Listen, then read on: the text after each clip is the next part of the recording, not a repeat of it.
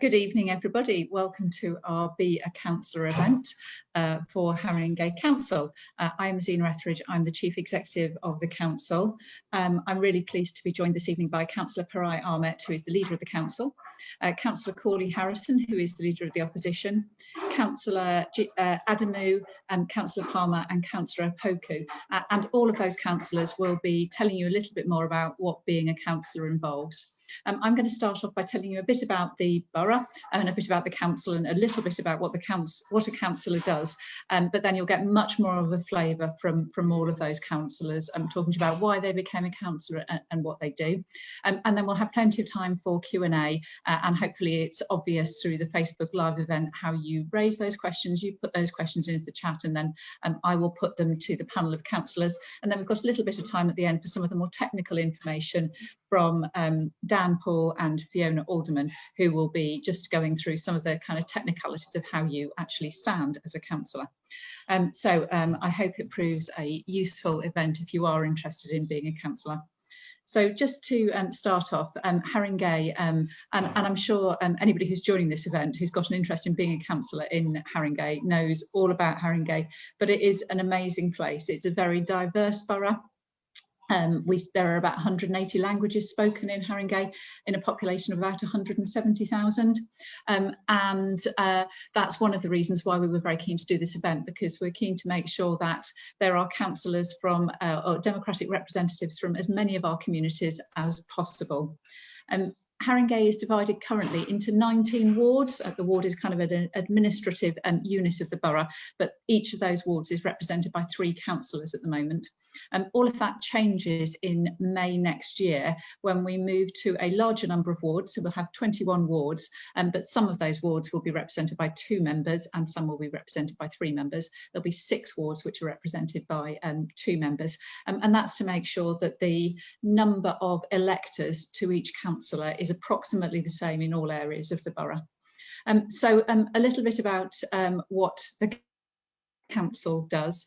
So the kind of name is in the words local government. It does many of the things that government overall does, but delivers them locally.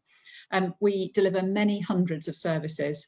I won't name them or go through them all, but I will talk about some of the main ones. So we deliver children's services, and particularly children's social care, but also support to schools. We deliver children's centres, early years and youth services. We also deliver adult social care, so adult social workers who go and do assessments or work with individuals, and also, and this has been really important over the last 18 months, we deliver public health. And we have a Director of Public Health who's responsible for advising on working with health services and with other parts of the council to support the wider health needs of the population. And obviously it's been really, really important over COVID in advising on how we can work with residents, with other partners in the borough and within other parts of the council to reduce infection rates and then to support the vaccination programme. And we also have lots of housing services and homelessness services.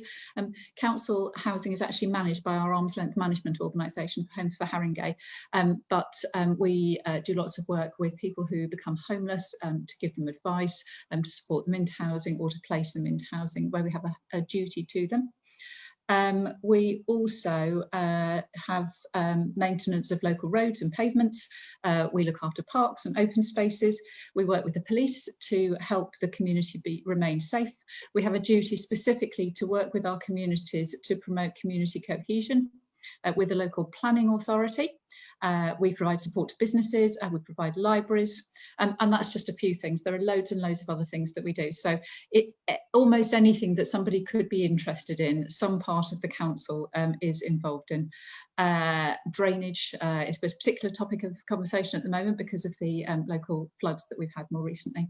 And we also work really closely with lots of other parts of government or local public services that work in the borough. So we work closely with the police, as I said, to promote community safety. We work closely with our health colleagues to ensure that people are able to remain as healthy as possible. We work with the voluntary sector, we work with the private sector. So that's a little snapshot of what the council does. Obviously, there are some things that government does that the council doesn't do. We don't have a foreign policy or a defence policy. We also don't do things like set welfare policy. except in so far as we have our own council tax reduction scheme. Just a very brief snapshot of the role of the councillor and what's a councillor for. There's lots more information about what the role of a councillor does and lots of resources for you to have a look at on the Local Government Association's website. And I think Melissa is going to put a link in the Facebook Live chat to give you that link so that you can go and have a look afterwards. There's also lots and lots of videos there, as well as the things that councillors will say to you this evening. So the role of a councillor to contribute to developing overall strategies and plans for the council and the local area. The role of a councillor is fundamentally about serving the local community and serving your ward and representing your community as well. Councillors also have really important roles in taking decisions. So the council, when the council takes a decision to spend money, particularly if it's a significant amount of money, or set a new policy or set a set of planning regulations for the area, then it is councillors that take those decisions formally. Councillors can be part of the ruling administration, or they can be part of the opposition. Councillors can also obviously be from no political party and be independent. So how might you fulfil some of those functions? We'll hear a bit more about that in a moment, but you might do some of those things by spending time talking to your constituents, formally through having surgeries, or informally through going to public meetings or holding public meetings, through political or group meetings, through managing casework, and working on specific projects and representing the council through other things. So that is a very quick snapshot and overview from me. I'm now going to turn to Councillor Parental, who's leader of the council, to ask her a little bit more, to talk a little bit more about what being a councillor means to her. Thank you, Zina, and let me start with an apology. So I've had laryngitis for the past week, so I don't normally sound like this. So if anyone listening in, I'm going to do my utmost to be clear. So I'm Councillor Parental. I'm a councillor for Knoll Park Ward, and I'm also the recently elected leader of the council as of the end of May. So I just wanted to say a bit about my journey to becoming a councillor, and everyone's got a different story, and I've got lots of colleagues on this call today who will also tell you a bit about themselves and how they came to be councillors as well. So I became a councillor in 2014, and same ward in Knoll Park, and I stood for election again in 2018. And really, for me, I've got a long history and career in local government. I've done lots of working frontline with children and young people and families. I've worked in 4 local authorities across London. And most importantly for me, I was born and raised in Wood Green. So Haringey for me has always been my home. It's where my family lives and it continues to live. And, you know, really it was all about wanting to give something back to my community, and that you know, and using my knowledge, experience and vast networks really through my various work, the voluntary work I did, and some years back I did some work with their youth offending team around reparation panels and young people. And really, it was, for me, it was about being passionate and wanting to make a difference, really. And as the chief exec has just described, you know, there's a lot you can do as a councillor. There's lots of formal aspects to it, but there's lots of aspects where actually, you know, you're a member of the community, you're there, you're a representative, you're a leader in the community, and actually you act as a conduit really between the council and the community. And as I said, I can see lots of my colleagues on the call today. Special mention for Councillor Zina, who's been, I think, one of our longest standing councillors. I'm sure she'll let us know in a bit. So it can be very, very rewarding. It's hard work, make no mistake.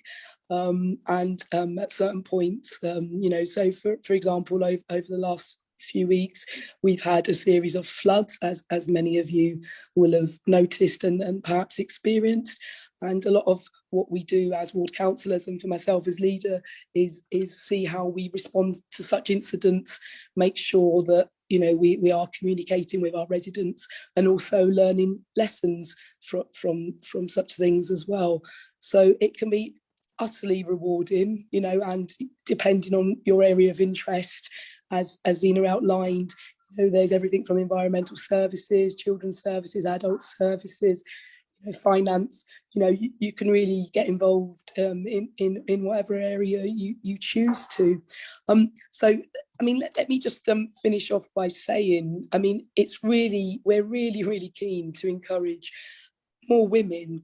And for me, I did a piece in the Ham and High some months back. For me, working mums, it's really important that we get more working mums onto the council. I've just had a baby. I had a baby at the end of May, and that was certainly a very interesting and tiring experience. But it made me realise some of the challenges that are faced, and also the privileged position I'm in to actually be in a position to make a difference and to make some policy changes around this area.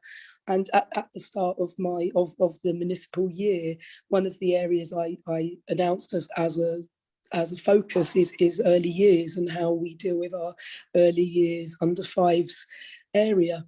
So it's absolutely challenging, but as I said, as women, we face lots of barriers. As a woman of colour, I face even more barriers. But let us all be an inspiration, and always open. If anyone wants a chat following this, please drop me a line, and I'm happy to have a conversation with anyone who's interested and isn't quite sure how to go about getting involved. Thank you. And my voice held out. Thank you very much, Councillor Ahmet. I think you were very clear. High challenge, high reward, I think is how I would summarise all of that. Councillor Corley-Harrison. Thanks, Zina. Yeah, my name's Luke Corley-Harrison. I'm a Lib Dem councillor in Crouch End and also the leader of the opposition here in Haringey. And for those of you that are not too familiar with the differences between the various different parties in the UK, our party, the Lib Dems, are fundamentally based on a principle of liberalism. So we believe in individual rights, equal distribution of wealth, and giving everyone the same opportunities in life. And it's important to us through a democratic system, whether that's local government or national government, that power should be dispersed to individuals and communities that are affected by the decisions being made by those in power and those that can make them, such as councillors. And you may be aware that we're a pro-European and pro-environmentalism party and other things as well. So if you're not currently aligned to a particular political party, then I would come and encourage you to also look at the various parties available and see who aligns to you, and perhaps obviously you can consider running as an independent as well as a councillor. I also mentioned that I'm leader of the opposition here in Haringey, which may be a term some people that are watching this session may not be particularly familiar with. The opposition group generally means the party with the second highest number of seats in a particular democratic setup. So here in Haringey, there's 41 Labour councillors, 15 Lib Dem councillors and 1 independent councillor.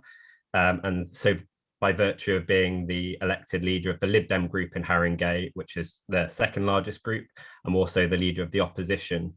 And the role of the opposition is essentially to provide scrutiny or checks and balances over the decisions of the majority party or the leader of the council, cabinet members. And we do this by providing challenges on decisions that are made. We sit on committees and cross-party groups within the council to kind of probe policies and the delivery of the majority group's plans. And we can also put forward our own policy amendments or ideas, as well as our own budget proposals that differ from the majority group. And we may touch on the kind of the role of opposition further in the session if we need to go into it in any more detail. And obviously, whilst leader of the opposition, I'm also, like everyone on this call, a ward councillor first and foremost, which means alongside my ward colleagues in Crouch End, I represent a specific parts of Haringey, assisting residents and businesses within my ward and being an advocate to the council for improvements to that particular area, in line with kind of our beliefs and the beliefs of the residents that live there. I am slightly newer than Perai. I was elected for the first time in 2018, so this is my first term as councillor, and I've since managed to have two children, a job outside of being a councillor.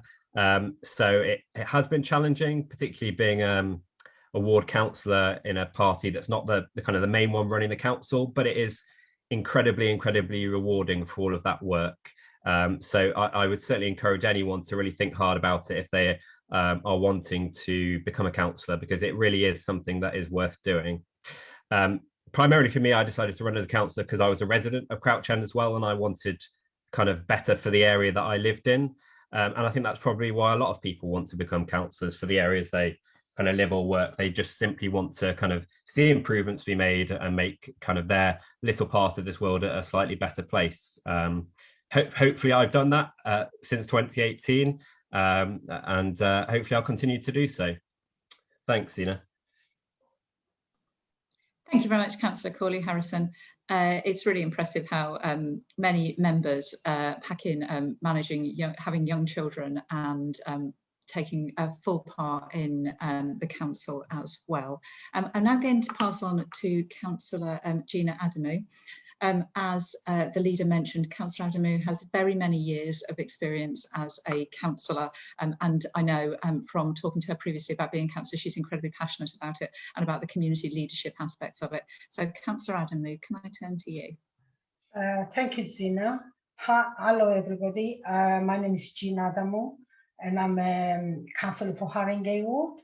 This is the Haringey ward, for people who don't know, is Whiteman Road, Green Lanes, the ladder roads, as we also know, from all the way from Finsbury Park to Tebbuck Lane.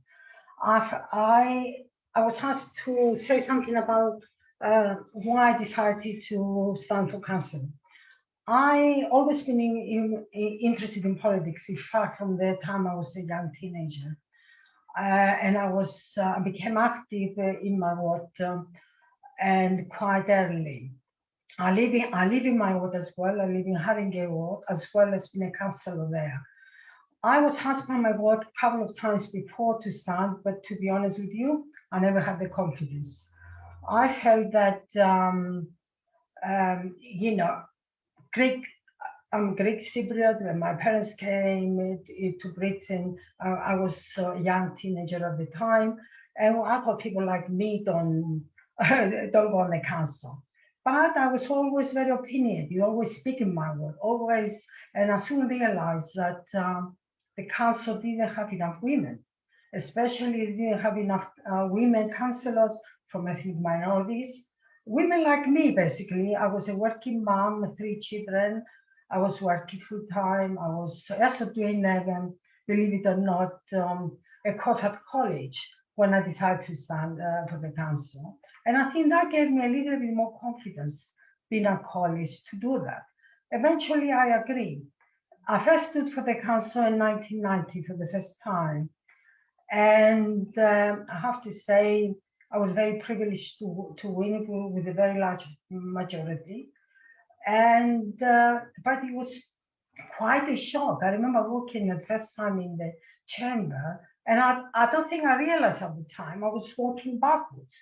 And this wonderful woman, which I knew very well, she was the assistant of our leader at the time, Toby Harris. She put her arms around me. She said, "Where do you think you're going?"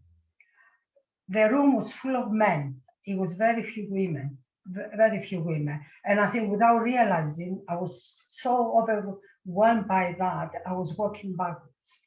Being on the council, it's been an education. It was tough at the beginning. In fact, we didn't have any training at all. We were put in the deep end, one can say. And I'm very enthusiastic because if I'm doing something, I like to do it well. And I had many roles within the council the last 31 years. I spent a lot of years in what we used to call it social services, and now it's other services. I chaired that committee for a number of years. So I have been a cabinet member, I have been a scrutiny, I have been on different committees, working panels, you name it, I've done it. At one time I was chairing we have a joint committee with the Health Authority, I was chairing that. So I have vast experience.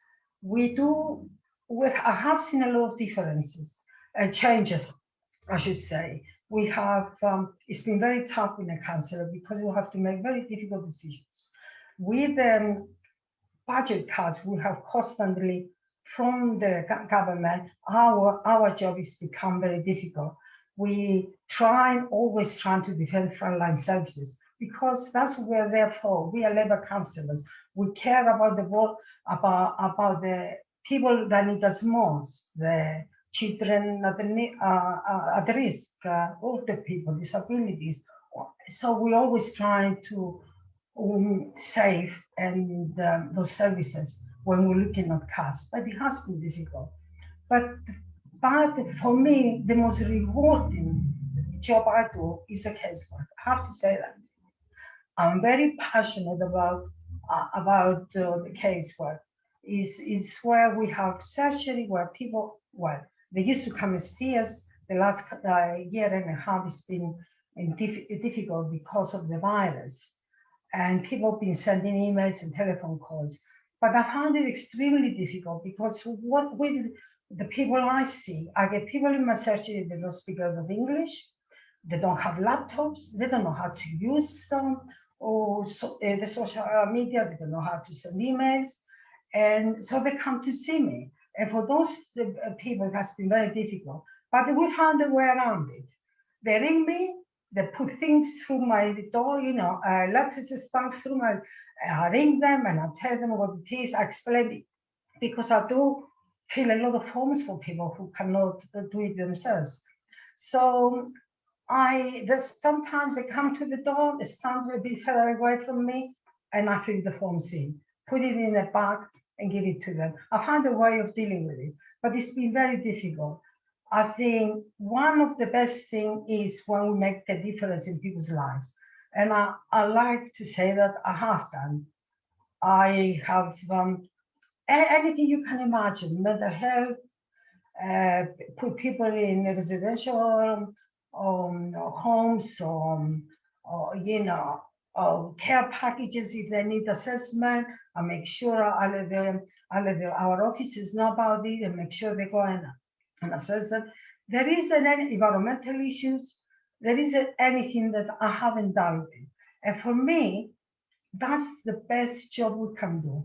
And as councillors, people who are interested to stand for the council, may I say this, that if you're passionate about helping people, and if you want to give something back in your community, I think there is no better way. But you have to be passionate, you have to care, you have to be, so people should feel easy to come to you, to speak to you, whether they ring you or they come to the door, they stop you in the street. I have even been times where I was waiting at the dentist and I pick up cases. If you don't mind doing that, if you would like to help people, I would say to you, please go, please have a go. And if you're in Haringey, we are so rich in multicultural and communities and different faith groups and everything. So the council should represent our communities, from different backgrounds. And I would say women as well. We are a lot better, we do a lot better. We still have a lot more women than we ever had, but we could do with a few more. So thank you. And I hope I made some sense. Thank you very much, Councillor Adamu. And talking of women, can I introduce Councillor Tammy Palmer as our next speaker? Thanks, Zina, and thanks very much for inviting me. So I'm Councillor Tammy Palmer. I'm a Lib Dem councillor in Crouch End, and I'm also the Opposition Children and Family spokesperson. So I really wanted to become a councillor mainly because I wanted to make a really positive impact on the place that I live and where I'm raising my son. So I'm really passionate about tackling inequality, the environment and education. And although I've been a champion for change for a really long time, both as an activist and in my professional career, I really wanted to make a change politically as well. So I was also elected in 2018, and like lots of others here, I've kind of balanced having a full-time senior career, a young child, and being a councillor as well. For me, I think taking the children and families role was the perfect opportunity to really make a difference to the lives of children, young people and their families here in Haringey.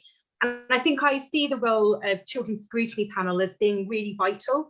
So scrutiny isn't about being political, it's about us taking a really deep dive into the services that we're offering, and it's about listening and working really collaboratively with all of our stakeholders to continually improve the services that we offer.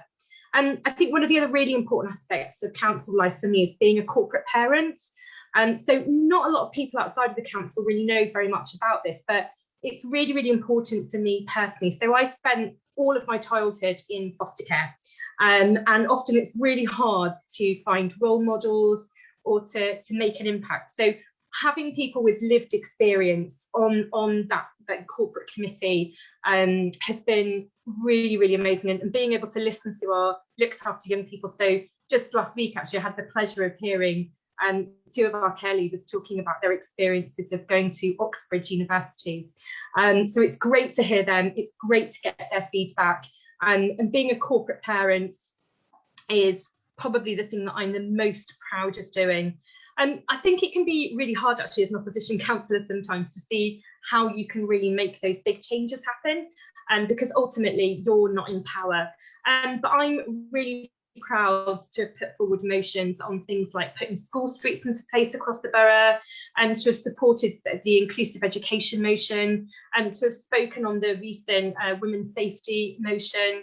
I've spoken in debates on tackling violent crime and supporting young people with autism into the workplace, and climate change as well. And I think, kind of just to end, I think my son is incredibly proud of what his mum does when she disappears for a long time every week. And he often doesn't refer to me actually anymore as mum. When we meet people, he always says, Councillor Palmer, she is my mum. And she always wants to help people. And I think that really sums up being a councillor for me. Sometimes we can't always give people the response that they're looking for, but I think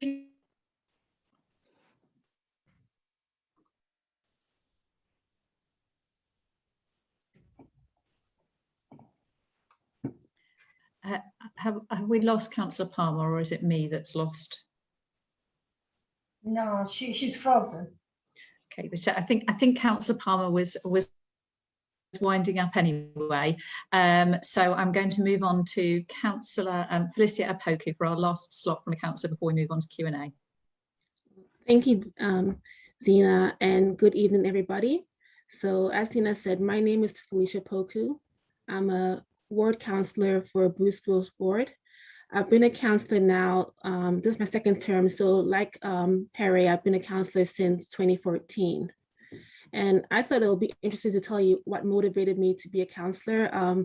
I'm Ghanaian background, and a lot of the African communities, the parents are always quite political when having discussions. They always talk about politics, but I tended to shy away from this. So whenever they had those discussions, I would tend to leave the room. But my mom is my greatest motivator, and she was dragging me to all these different meetings. And so slowly I started paying attention, and then I would sit in a meeting and there are people talking, and a lot of what they're talking about, I was interested in, and it was things that I was passionate about. I never really knew the distinction between what a councillor was and an MP. I just thought everything the MPs used to do. And so when I was trying to bring about some local issues, I was told that no, the MP can't help with that, it's the councillor. So I was lucky enough to actually have some councillors that my mother was friends with. And so they, through them, I understood what the councillor's role was. But for me, I'm actually quite a shy person. So anybody who thinks they cannot become a councillor because they're not very good at public speaking, they're quite shy, it's the reverse. I think because you're quite shy, you tend to listen to a lot of things. And so you speak up when it's important for you to speak up. So anybody that thinks they cannot do it, I would say, don't put that as something that will put you down. Just stick to it, and you should be able to do this. So the other thing that happened for me as well is because of my mother. She did a lot of voluntary work. So I sat down one time, went to see what she was doing, and she was involved in a lot of these health campaigns. And my background is I'm a pharmacist, and I was actually working in the heart of the community in Bruce Grove, in the Bruce Grove High Street area. And I started going and actually started volunteering for a lot of these services. And so I got to know a lot more about the local community and what they did. And I found that there were a lot of inequalities.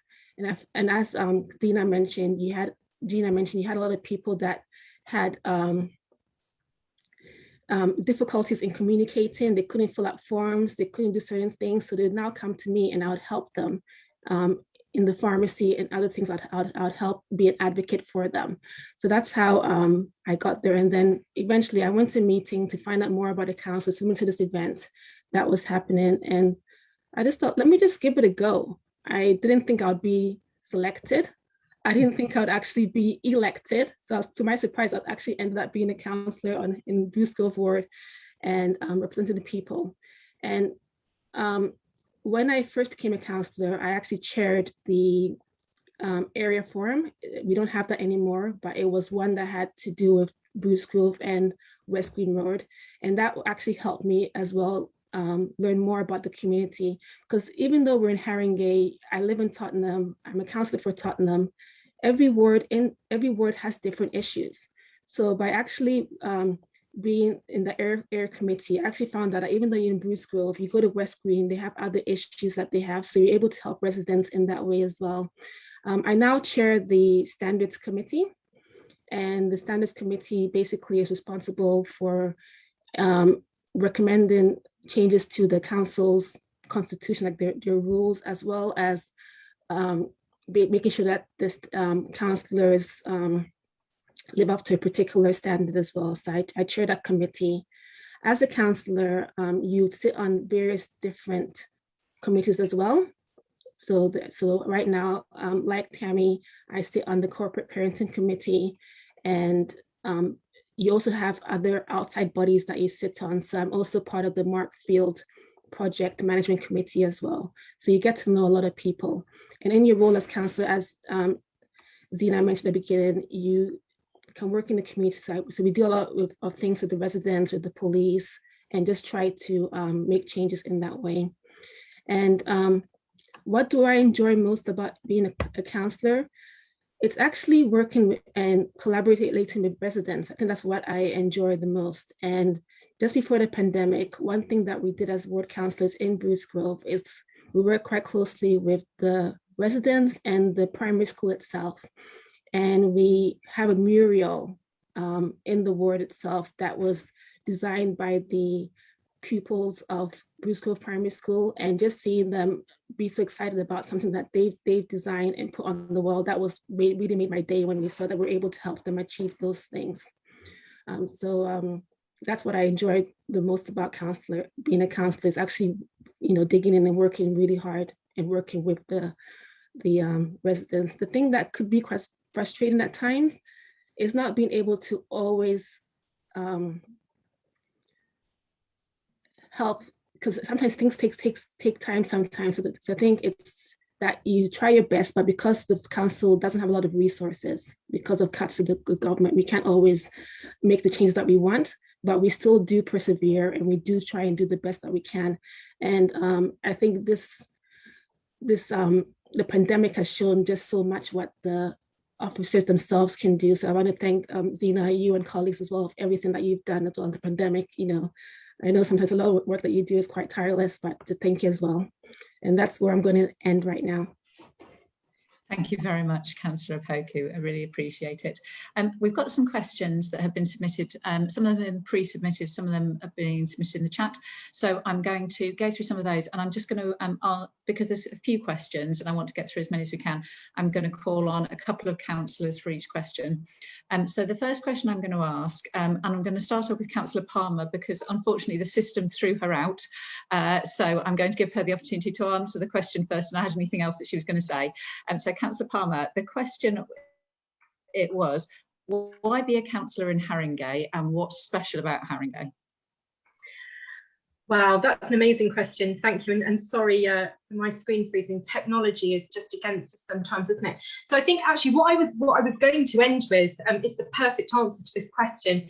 I think for me, we are public servants, essentially. And I think sometimes we can't always give the answer that people want, but I think everything that we should try and do, and I think everybody else has kind of articulated this as well, is about improving the lives of the people that live in this borough. And this is probably the place that I've lived in for the longest in London.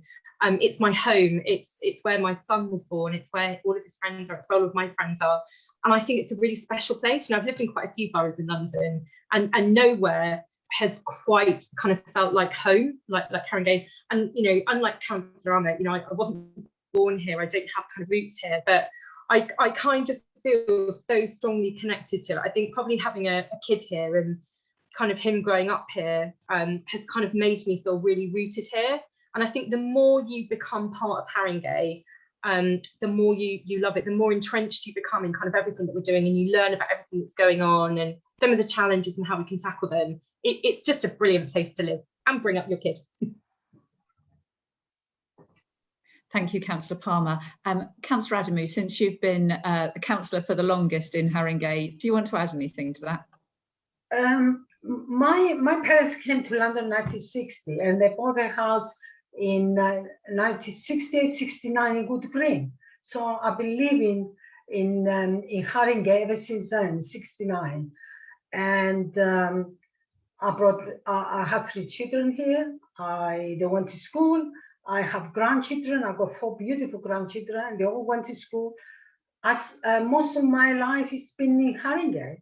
I care deeply about Haringey and the local community, and I live in the ward I'm elected in because I'm known. I care about the community, but I care about Haringey. To be honest with you, out of Haringey, I've got sisters north of England and other parts of Britain. I feel like a fish out of water. This is where I belong. Multicultural, multi-faith. All I have to do is go down Green Lanes and have a dozen people who say, have a chat with me. So this is home, and I wouldn't wish to stand for councillor or live anywhere else for that matter. Thank you. Thank you, Councillor Adamu. Next time we need an advert for Haringey, I think we'll put you and Councillor Palmer on it. The next question is for the Leader and the Leader of the Opposition. It's a pre-submitted question, and it says, who or what governs the roles of a councillor? So I wonder if you might like to talk a little bit about, how you get those different roles. Councillor Opoku talked about the chairs she's played on different committees. So can I start there with the Leader?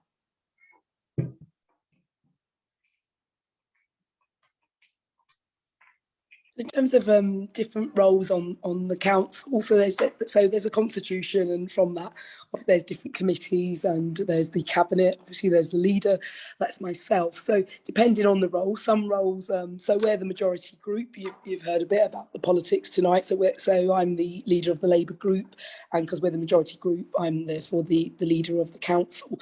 So my role is voted on by the majority group. So if you're a Labour councillor, what happens is we get elected. There's following the election, we have our AGM, and then we vote on specific roles within that, and that would be our committee roles. So Councillor Opoku is the chair of standards and has done a rather fine job for the past few years, I should add. Councillor Adamu is currently the vice chair of licensing. That's right, isn't it? Oh, sorry, the chair of licensing. Yeah, chair of license. Apologies, we changed that. So there's lots of sort of democratic ways, but then there's also the committee. So there's those roles that are voted on, and then there's roles that you're then appointed to as well. So you can express. You have what you call chief whips. So it's not just Parliament that has chief whips. We have our chief whips in the parties as well, and then you're appointed to the various committees. And as Tammy Palmer just mentioned, she sits on corporate parenting and has a shadow role as well. So really, when you get involved with your particular political party, then really it's about kind of expressing what areas you're interested in. The cabinet is appointed, so I appoint the cabinet.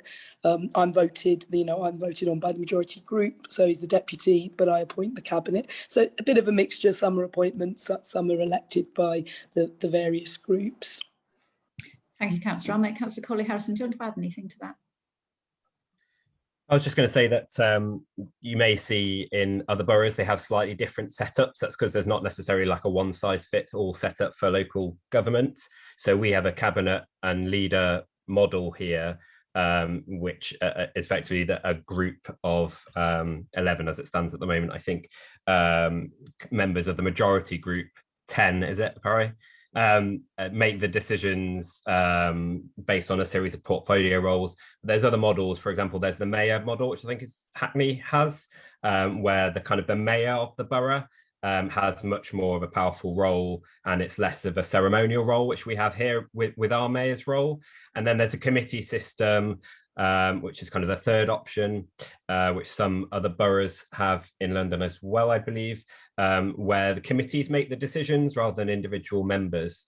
So whereas in Haringey we have the leader and cabinet model, you may see slight differences. Don't get too hung up, too confused on them, but that might be why you see mayor of so-and-so getting a higher profile or a lesser profile in certain other places. I'd add as well that as opposition members, we still sit on all of the committees, although we don't chair any, because the committees are allocated based on a proportionality basis. So I think we have about a quarter, something like that, of the members on the council. So we normally get, you know, a quarter of the seats on each committee, depending on how many members sit within those committees. Thank you very much, both. There's a few questions coming through about some of the technicalities of how you stand to be a councillor, which I'm going to save to the end. But I'm going to go next to some questions from participants on our live event. So there's one about safety, which I'll come to in a minute. But the first one I wanted to ask, and again, I will also ask our technical assistants at the end to give a bit more to this, but is if you're working in an area like homelessness at the moment, can you keep working in that when you come in and be a councillor and or kind of take on a particular role in a councillor? So I'm going to go to Councillor Palmer first for her experience in having lots of passions and kind of, you know, how and a day job, and how do you manage those? Yeah, so I work in the voluntary sector, and there are some organisations that have a very clear kind of apolitical stance. So there are some organisations that really don't encourage, unfortunately, people to take political roles, which I would really challenge, actually, because I think it really adds to your kind of experience as an employee. You know, that there's a huge amount of leadership, scrutiny, there's all sorts of great skills that you bring back to your employer. But it is quite challenging in the voluntary sector, because obviously most voluntary sector organisations also have to maintain a level of impartiality, especially around funding. I would say it shouldn't stop you. I would say go for it. If you are working with funds, if you're working independently and working with funders, it's always worth seeing what their stipulation is. But I've seen lots of successful councillors from every party, you know, kind of going into and having really successful careers out alongside being a councillor as well. But it is just worth kind of having a look at the organisation that you're either directly working for, or if you're an independent person, the organisations that you're applying for grants or funding from, just to see what their stipulations are. And I think also when you are criticising kind of national government or other kind of parties locally, it's about doing that in quite a respectful way, particularly on social media. And I think we've all probably seen, haven't we, examples of people perhaps during the last election that were caught out for historical tweets or perhaps things that aren't professional. So I'd always kind of say it's okay to challenge, but just to do that in an acceptable way. Thank you, Councillor Palmer. You've sort of started talking about kind of online and social media, so I'm going to go to one of the next questions, which is around the kind of how safe do you feel and being a councillor in a post-Jo Cox world and the abuse that we hear of MPs getting. I know that is an issue for councillors all the way across the country. So I'm just going to get some quick feedback from actually each of you, if that's okay, on how that feels and how you deal with it. I'm just going to start with Councillor Opoku, if that's okay. Okay, thank you for that. I think one thing that we haven't mentioned is that councillors actually run what we call surgeries. So it's an opportunity for residents to come and speak to councillors if they have any particular issues. We tend to have set times each month that we have those surgeries. So safety was definitely a concern for me. I work full time, so a lot of times I'm doing the council work outside of my normal working hours. And so when I hold my surgeries, I hold my surgeries in the evenings, but I hold in a place that a lot of people are available. So I hold it in the library. And then one of the rooms that I hold it in Marcus Garvey Library, I make sure that it's a place that people can see me, because if you're by yourself, nobody's able to see you. So I have a room that the other people that visit the libraries are able to see you, the residents. Sometimes we do, some residents who aren't able to come and see us, sometimes they do want us to make some home visits. So if we do have to go visit a resident's home, you tend to do that. I tend to do that during the day. I don't go and do that in the evening. You try not to, I think you should really let people know what you're doing as well. It's important to let people know if you're going someplace that you don't feel safe. But if at all you don't feel safe, I would just say don't go there. I think that's the bottom line. If something doesn't feel right, you know in yourself when things don't feel right, then you shouldn't go there. Thank you very much, Councillor Poku. Councillor Adamy, you talked a lot about your connection with your local residents. Do you want to say anything about how you keep making sure that you're safe?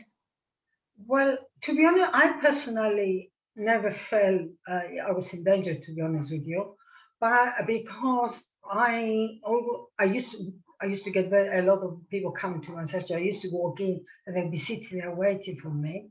But my family started worried about me after the unfortunate death of the lovely MP. And so they took it upon themselves to make sure I wasn't on my own. And I had somebody from my ward, actually, a member in my ward would come regularly, John, and be there. Or if he couldn't, my son would come with somebody else. They were worried, but I personally wasn't, because I used to know most of the people used to come. Some of them were regulars. So I personally wasn't worried. But because I used to attract people with, let's say, some of them had problems, and I often had to ring the social worker on duty, you know, for assistance. They were concerned, so I was never left alone after that. But I personally never didn't worry about it, to be honest. Thank you. Thanks, Councillor Adamy. I'm now going to combine two questions, because there's also a question about that says lots of you talked about working full time and being parents. How on earth do you find the time? So I wonder if the leader, you might like to start with both answering the question about, you know, the civility in public life, but also how you manage being a working parent. With great difficulty would be the first point. I mean, look, it's difficult, and obviously it helps if you have a supportive family, or you have a partner that can obviously share and in fact take the majority of the burden. But it is tough, and you have to be disciplined, and you have to be committed, and you have to make sure that when you have your family time, that's your family time, and that you make sure that's factored into your everyday work. So it is tough, it is challenging, but it's not impossible.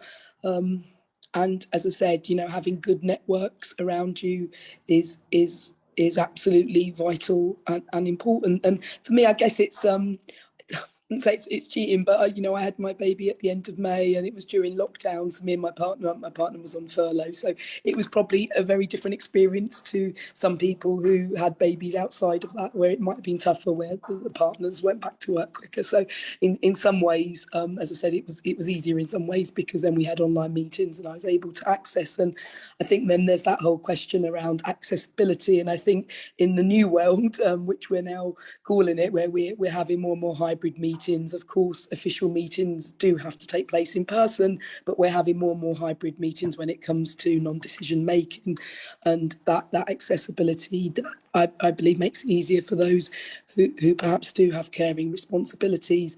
In terms of safety, I mean, just to add to what Zina and Felicia have already said, I mean, it's tough because, as a local councillor, that you're recognised, and sometimes people aren't happy about local decisions that are taken.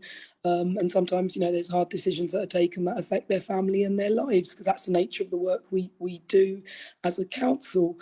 I think it's, anyone who works as a professional within a sector and does frontline work, there's always very clear guidelines on health and safety and visiting, and perhaps we haven't applied them over the years as stringently as we might, and I think that's probably a general problem across the piece. But like Felicia, I used to hold surgeries in a bit of a dark and dingy room some years back, and following the tragic death of Joe Cox, I did change that, because it was important that people could see me when I was having my surgery. I wasn't locked into a room. You know, the security guard in the building I'm in could sort of walk past occasionally, because people are in difficult circumstances when they come to see you, and they might not come with the intention of doing anything, but things get heated because people can be desperate, and times have been quite hard of late. So I think it is worrying. It's certainly worrying, but I've not had any sort of major incidents that I'm personally worried about. And as a group, and as a council, actually, it's not down to the individual groups. Zina is the chief exec. There's that responsibility as well to make sure that there's a duty of care, and that those health and safety criteria are in place for councillors around their surgeries. Thank you very much, Councillor. The thing I'll add is we also provide general wellbeing support for councillors, for all of our staff and for councillors, which means that we have, for instance, a range of support that's accessible to councillors to support them in their mental health and general wellbeing as well. Councillor Cawley-Harrison, you've also got 2 young children. Do you want to give a perspective on how you juggle everything? Yeah, so as I said earlier, I've had 2 kids since getting elected, which has led to 2 stints of parental leave. So of the 3 years so far, a year of which I've been on parental leave. I actually think we're quite fortunate in Haringey, quite possibly by design of predecessors, but a lot of our committee meetings certainly take place in the evening, and a lot of other things like briefings to councillors or one-to-ones take place in the evening as well with officers, which means that if you do work full-time, you still, you can still do the job. But I know there are other London boroughs that do all-day committees, and I cannot understand how that system's in place, because it just prohibits anyone that works full-time or has kids full-time to kind of to really take on the role of councillor.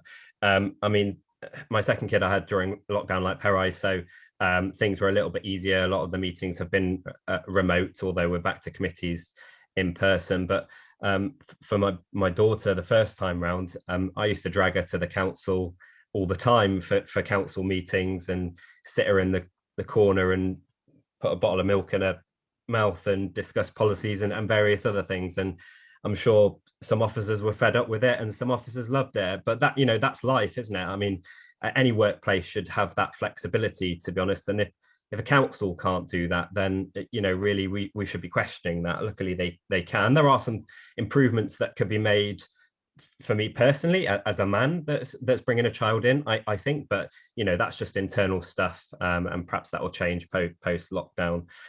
Just on the safety aspect, I mean, I think there is an onus on the government to do more as well. Register of interests, for example, that gets published, where all of our home addresses are available for any resident to see online, for me is outrageous. There's no reason for it to be so. We have a councillor in our group that was the victim of a crime that was heavily publicised in national media, and we had to request that her home address was removed from that register of interest, for fear of retaliation. That should never have been a thing that we had to do. So I think that there's a lot more that can be done that's not necessarily within the control of the council or any council, and the government should step up and recognise that councillors are at risk, potentially. I've certainly never experienced things. The majority of councillors I know have never experienced anything untoward, but if the risk is there, then why so? The government really should do more, in my opinion, on it. Thank you very much, Councillor Cawley-Harrison. I love a baby in a council meeting personally, as long as it's not affecting the health and safety of other people there. Councillor Palmer, is there anything else you want to say? I'm going to move on to our last question to councillors for now, and then after that I'm going to go to Fiona and Dan to tell us a bit about the technical process. Yeah, I would say so. I was quite lucky, actually. So I was at a stage in my career when I became a councillor, I was quite senior, and you have a level of flexibility, I think, there, don't you, when you're a bit more in control of your time, and you're able to kind of leave things early, or kind of adjust your working life. And I think it would have been much harder to have done this in a very early stage in my career. And I think that's what needs to be addressed as well, that it's really important that we have people who are in different places in their working life, who feel able and supported by their employer as well to do this. And I think from having a young kid, so my kids kind of spent the last 3 years, probably a bit like Luke and others, kind of living in the civic centre in the evenings, you know, when I had no childcare, and everyone's always been really amazing, actually. You know, when I've been able to take him to meetings, and I think he's learned a lot from it too. So I would also say there's a real benefit to, you know, he's learned more about politics, and he's really confident and happy to chat to people. He often comes with me to events, and so I think that, you know, it's a two-way thing. He's really enjoyed it. On the safety thing, I would just say, really, I've experienced some really negative kind of online stuff. So I think I criticised an organisation once, and within 24 hours had 200 really quite abusive tweets. And I agree with Luke, actually. I think lots of us signed a kind of cross-party thing, particularly aimed at women during the last general election. And the government needs to do so much more, particularly for women politicians at local and national level, to protect us from some of the things that are going on, and that's across every party. So yeah, so it isn't nice. It doesn't often happen in person. People like to hide behind their Twitter avatars, I'm afraid. But you know, you're generally, you know, I don't ever feel unsafe in person, but I'm certainly a bit more wary, I think, online than I used to be. Thank you, Councillor Palmer. And I'm going to put a question to the leader before I go on to Dan and Fiona. The question, leader, comes from Terry Keys. I'm just going to interpret it slightly. I hope that's okay, which is, so how do you go about affecting change in the council, and how do you work with officers to do that?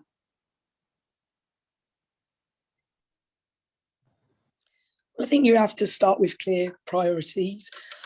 So as a Labour politician, I've got my Labour priorities and Labour principles, and then locally as the leader of the council and leader of the administration, what I'll do is I've got my priorities, which are based on, you know, what our local party feeds into, but also you know, the councillors as well, and then from that, you know, I think it's just about pulling together various groups, you know, having clear plans, and working constructively with officers to develop those plans, really. But I think you have to have very clear vision. You know, you start with your vision, and from that vision you have to have the plans, and, you know, really know where you want to get to with that.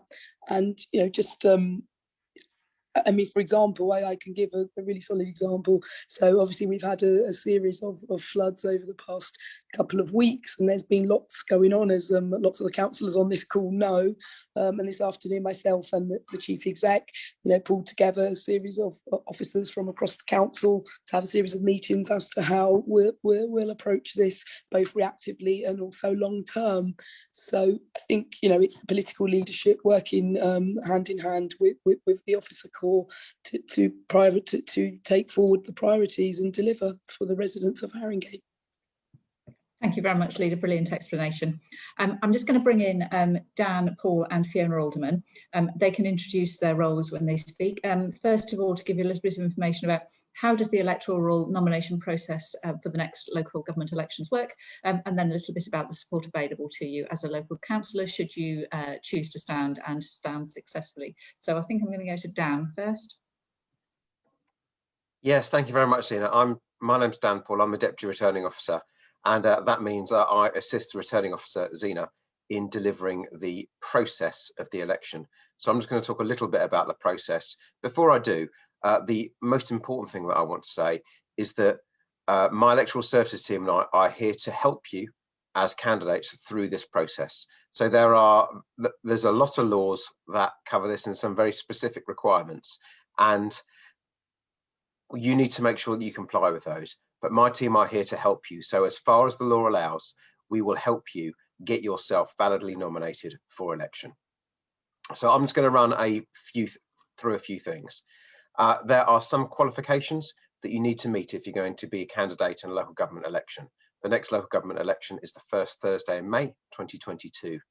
Broadly, you need to be over 18, a British citizen, a Commonwealth citizen, or a citizen of a country which is a member of the European Union, and you either need to be on the electoral register in Haringey, or you need to live in Haringey, your principal place of work needs to be in Haringey, or you need to occupy as an owner or a tenant a property in Haringey for the 12 months before the election.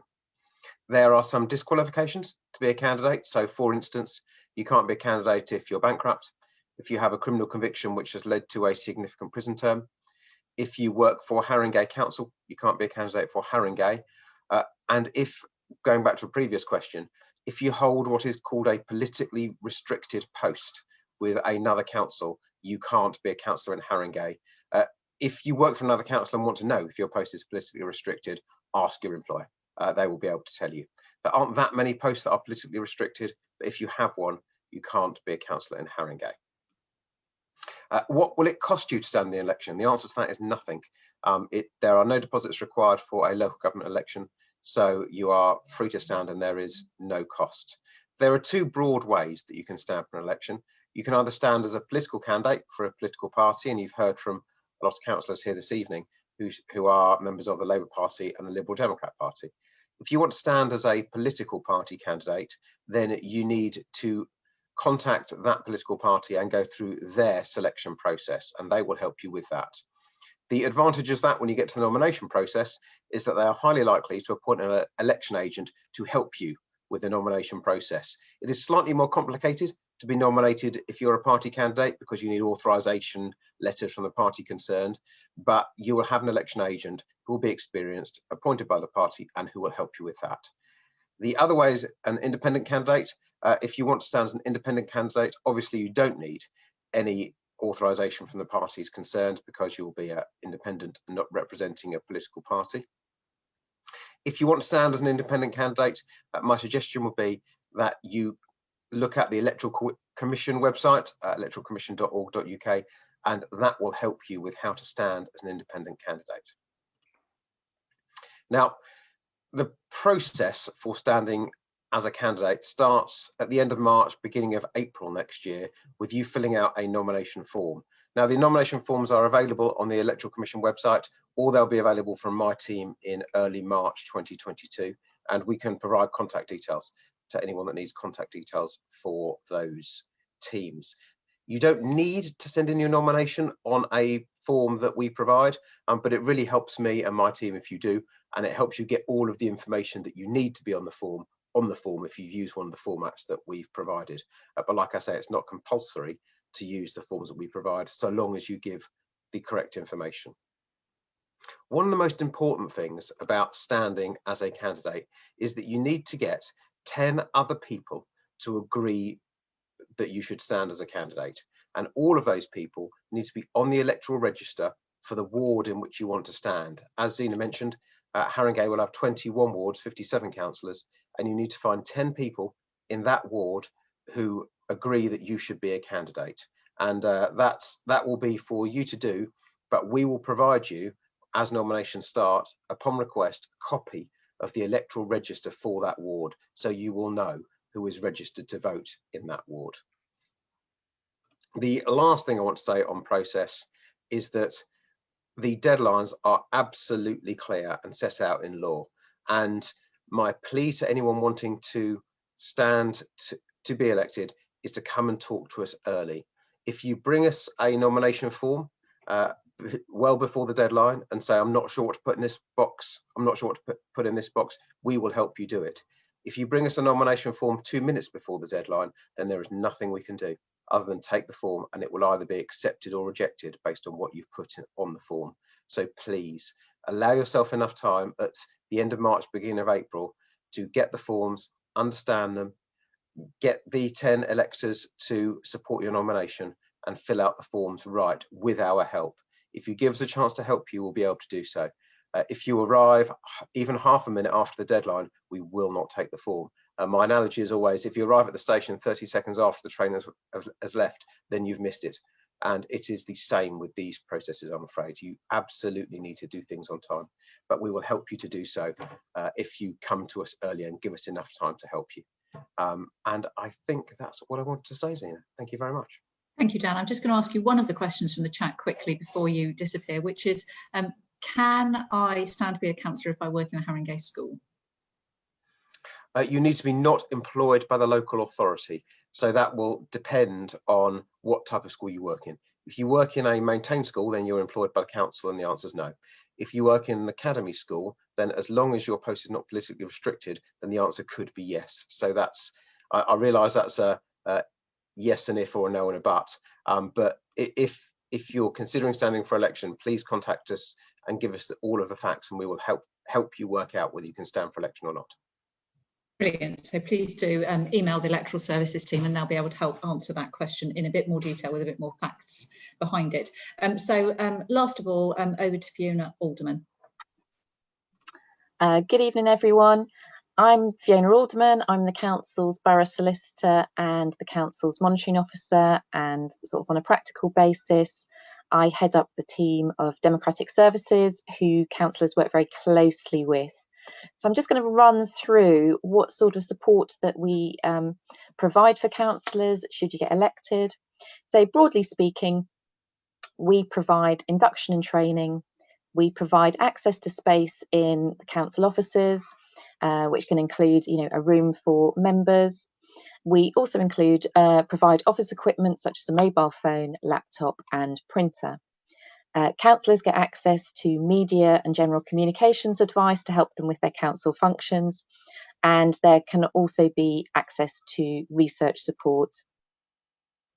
So the two main groups in Haringey both have access to a political assistant, who can provide that sort of research support. The leader and cabinet also have dedicated support themselves. But for other councillors, then my team are able to support with sort of general queries and signposting.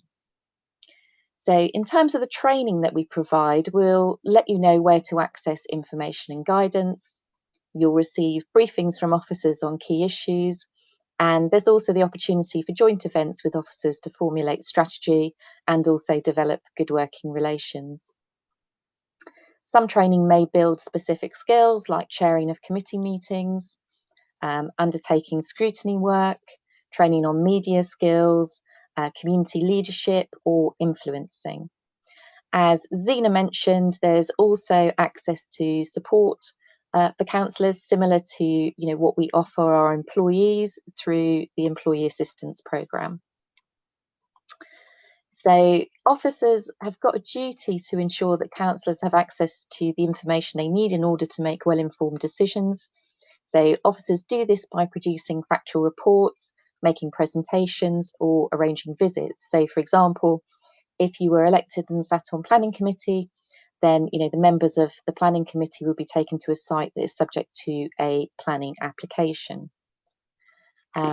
Finally, just to wrap up, all councillors are entitled to a basic allowance, which is set out in our members' allowance scheme and agreed each year at full council.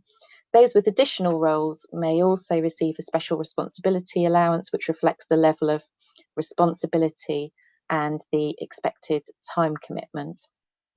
The allowances are set by the council on the recommendation of the independent remuneration panel and can also cover the cost of childcare or dependent care along with travel and subsistence. Allowances are subject to income tax, and it's councillors' responsibility to ensure that you pay the correct amount. Zina, shall I just pick up one of the queries that was in the chat about addresses on Yes, please. Registers of interest? Yes, so the position in relation to that is members are required to declare any interests that they have, and the list is set out in legislation, and that includes any land that a councillor might occupy in the borough. And the reasoning behind that is for there to be some transparency about whether a councillor's got a particular interest in a decision that's being made. So if it was a planning application and it affected the member's own home address, then it'd be important to be transparent about that to avoid any suggestion that the councillor is biased or will vote one way or the other. But there is a provision in the legislation that means that on application to me, if a councillor is concerned about their safety, then I can agree that the address is removed from the public register. The councillor will still have to indicate that they've got what we call a sensitive interest if they're making a decision that concerns it. but they don't have to spell out where they live when they're making that declaration. So I hope that helps, and I'm happy to take any questions. Thank you very much, Fiona. I think I've just got one other technical question. I think probably you or Dan could answer this. So it says the guidelines say that an application must be proposed and seconded. Does that have to be done by an existing councillor or by a resident or somebody else? Shall I pick that one up, Zina? Yeah, brilliant. Thanks, Dan. So the proposer and the seconder are 2 of the 10 people who I mentioned in my spiel about 10 people needing to consent to the person being nominated for election. So there's a proposer, a seconder, and 8 others making up the 10. So the proposer and the seconder simply have to be on the electoral register in the ward in which the person wants to stand in. That is the only requirement. They don't need to be a councillor or anybody else, just have to be on the electoral register in the ward. Thank you very much. Dan, I'm going to go over to the leader for an answer to the last question. And the question was, Councillor Ahmed, are you the first female leader of the borough? No, I'm not. There's been I think 4, Gina might know, I think there's been 4 women leaders since Haringey was created.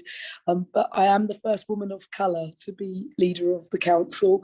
And actually, I've got some of my neighbours, so Enfield, Camden, Islington, Waltham Forest have all got women leaders as well, which is actually quite good, because if you look at the stats up and down the country, Haringey does quite well. I'd say both groups do quite well on this front, but there is still serious kind of underrepresentation from women and people of colour across the country. But we're doing well in North London, and but as my colleague Gina Adamu said, we can always do with more women. And in the past, well, so within the Labour Party, we have in the 3 member seats, which are going to change, we'd have one of the seats would have to be a woman, as a quota. And I think it's about, I think many of us for years were saying, well, actually, that's the minimum. All 3 can be women, 2 and 3. So quotas are great, but, they're not the minimum. We need to go way beyond that. And there was measures that were introduced some years ago where we had the 10 o'clock cut-off. And for those who are a bit older, as Gina was describing her experiences, it wasn't uncommon for council meetings to go on into 1, 2 o'clock in the morning, with drink and smoking in the room and etc. And I think, those practices have changed. It's become much more modernised, and 10 o'clock is a cut-off now for most of the committees. But no, I'm not, but I am the first woman of colour to be leader of the council. Brilliant, thank you. And we're keen to encourage anybody of whatever gender, sexuality, ethnic background, religious background, whatever your background, we would be keen to encourage and support you to think about becoming a councillor. And as Dan says, if you've got any technical questions, it is quite a technical process, so please do get in touch. Sorry, I've just noticed there are a couple more questions, so I'm going to just end with a very quick fire to a couple of other people. You read a lot about local politics being nasty. Is this true? So I'm going to ask for a very quick fire response from Councillor Palmer on that one. So I think there's obviously a bit of theatrics in the chamber. That's what we're there for. But I think, like I said earlier on a general day-to-day basis, we have to work together, and we work together in committees and scrutiny, because that's the only way that we get services delivered to the people of Haringey. So no. And Councillor Corley Harrison, how much time do you need to be able to give up a week? I think it very much varies depending on the role that you kind of undertake. As Dan alluded to earlier, there's a kind of the ward councillor level, and then there are additional special responsibilities, for example, leader of the council, cabinet member, and that sort of thing. If you're not taking on those special responsibilities, then obviously it can vary, but there will be some ward councillors that are able to do it with just a few hours a week, depending on the amount of casework within their ward. There are others that may choose to give a lot more time to it. I think the important thing to note is that you are a team. So wherever you are running, there will be other councillors within that particular ward, whether it's one other or 2 others, that really should be able to assist and pick up any slack where you might need a little bit more time for personal life or work life or anything like that, and help you out. And it is a case of helping each other out. And there have been occasions where wards have been split between political parties, and I'm sure even then the respective councillors would work together to make sure that residents' priorities were put first. And then very last quick fire, keep your camera on, Councillor Corley Harrison, because I'm going to start with you. If somebody's listening to this and thinking, oh, I'm thinking about being a councillor, but I don't know, what would be your one-liner that you would say to them? Reach out to an existing councillor and ask to chew their ear off and ask all the questions that you have for them. Brilliant, thank you. Councillor Adamu, what would you say to somebody who's in two minds about going for it? Well, speak to us, speak to councillors and people who are active in the community, and I say go for it. Good luck. Councillor Apoku. I would just say that if you're passionate about your community and where you live, I would just go for it. Councillor Palmer. I would just echo everything else. I would say have a chat with any of us and just do it. Like, don't hesitate, just do it. And Councillor Ahmet, last of all. Well, all the best answers have gone now, but everything that's been said, and simply just to say, you know, Haringey is the best borough. Come and be part of the family. Brilliant, thank you very much. And I would absolutely echo and second all of that as the Chief Executive of the Borough.